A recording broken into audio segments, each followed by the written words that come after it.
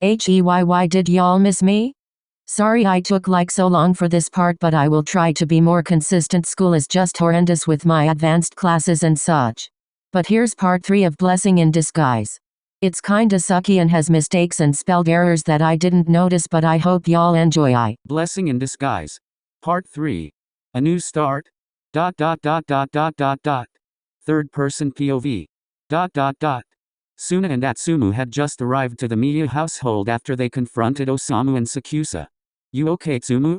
Yeah, I'm okay. I guess I'm just nervous to tell Ma. It's gonna be okay, Atsumu, just go in and come out. Okay, I'll try to hurry, juice in case Osamu comes. Yes, Atsumu, now go. Atsumu giggles while hopping out the car towards his front door. He takes a deep breath and then opens the door to walk in. Hey Ma, MMA stay with Sunarin for a few days. Huh, LSN that Samus boyfriend? Well, let you say Osamu did some unforgivable stuff towards me and Rini that I can't even see him right now. Oh Atsu, LL speak to him okay? Okay Ma, but I need to pack, Rin is waiting on me. Okay, sweetie, stay safe. Atsumu nods and smiles before turning to head towards the stairs and going to the storage closet and pulls out a small suitcase. Great.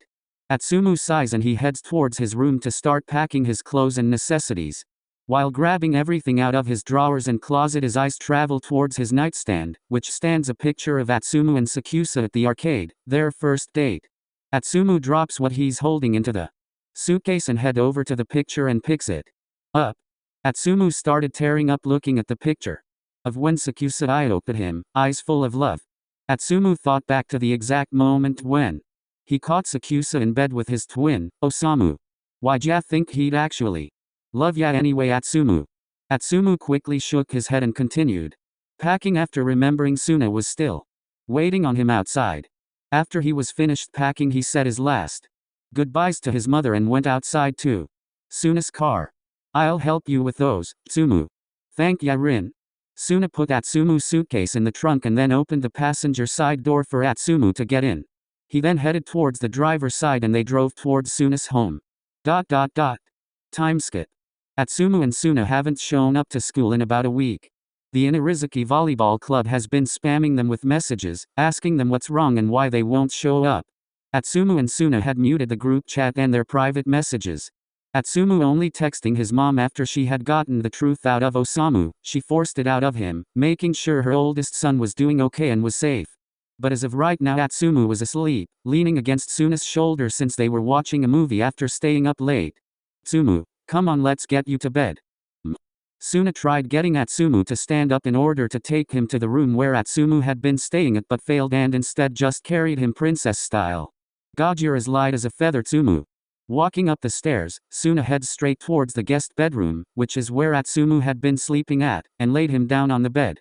After tucking him under the blankets, Suna heads towards the door but turns around after Atsumu asks him a question. Rini? Yes, Atsumu. Can ya stay with them tonight? Suna was, to say the least, shocked. Atsumu was never a clingy person towards Suna, but these past few days he had been clinging towards Suna non-stop. Suna grew quite fond to it in these days, so of course he wouldn't say no. I mean, who would? Atsumu was laying in bed, cozied up looking straight at Suna with the sleepiest eyes. Atsumu looked like a sleepy baby fox in his eyes. Of course, Atsumu. I'll just go get my phone, okay? MK. Atsumu had laid back down since he had pulled himself up to look at Suna better as he ran down the stairs, quickly turning off all the lights and TV, and grabbed his phone to make his way back towards the guest room. Okay, I'm back. Yutbai. Oh, Atsumu. Atsumu was half asleep, eyes slightly open while staring at Suna. Suna quickly put his phone on the nightstand and got into the bed, trying to get cozy. Atsumu slid his way towards Suna, which they ended up in a position where Suna had his arm under Atsuma's head and Atsumu pushed all the way against Suna's side. Good night, Atsumu. Good night, Rini.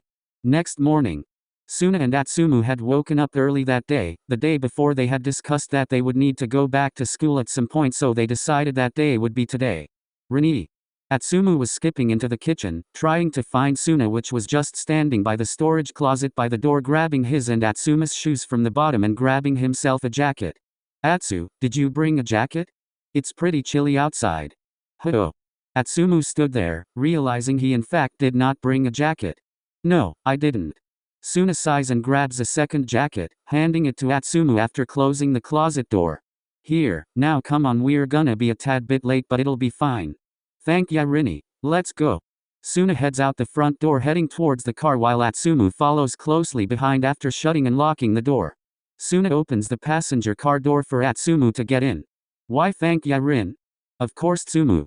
After getting into the driver's seat, Suna starts heading towards school but Atsumu had slightly other plans. Rini, can we stop by a cafe? I really want a frap and since we're already late. Yes Tsumu, we can stop by one. Yuki. Suna changed his course, heading towards one of his favorite to-go cafes. Once they arrived, Suna got out car heading towards Atsuma's side to open his door and help him climb out. They both head inside and Atsumu lingers his eyes of their menu while Suna already knows what he's gonna order. Hello, what can I get you two today? I'd like an iced Americano, with a dark chocolate croissant. Tsumu? Oh, yes, I'd like a caramel frap. With extra caramel and a box of macarons. Juice 6 please. Alrighty, that will be 1,697 Y. Suna hands the barista his card and both Suna and Atsumu head to the waiting bar. Hey, I'll get the stuff okay? You head to the car. Are ya sure? I can help ya with drinks Rini. Yes Tsumu, now go or we'll be even more late. Alrighty. Atsumu walks out the cafe, practically jumping into Suna's car while Suna is still waiting for their drinks. Here you go sir. Thank you.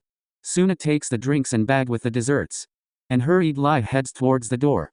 When he reaches his car he hands the drinks and bag to Atsumu who excitedly grabs it. Suna gets into the car and starts to head their way to school. For real this time?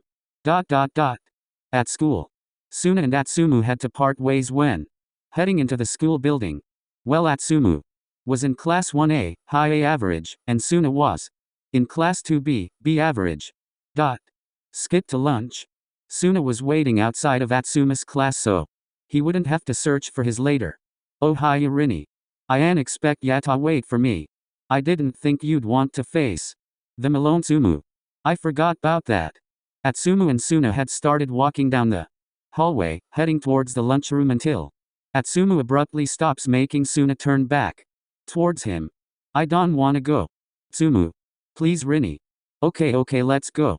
Suna took Atsuma's hand in his and led him towards the student parking area, which is next to the lunchroom, and start heading towards the car. Hey, isn't that Atsu and Suna? After Akaji had pointed outside the window, the boys had turned their heads towards the window. It looks like them. They come to school for one day and now they're already leaving? My question is why isn't Osamu with them? All the boys turn their heads towards Osamu, giving his a questionable glance. Oh come on, I ain't do nothing. Well why aren't you with them? Now? Osamu stopped speaking and just turned towards his food. Osamu, did something bad happen between you three? Osamu didn't say anything, he just proceeded to stare and play with his food. But soon, everything would be revealed. Ding. Everyone's phones went off. Huh? I just got a message. So did I. A mass text. Messages with?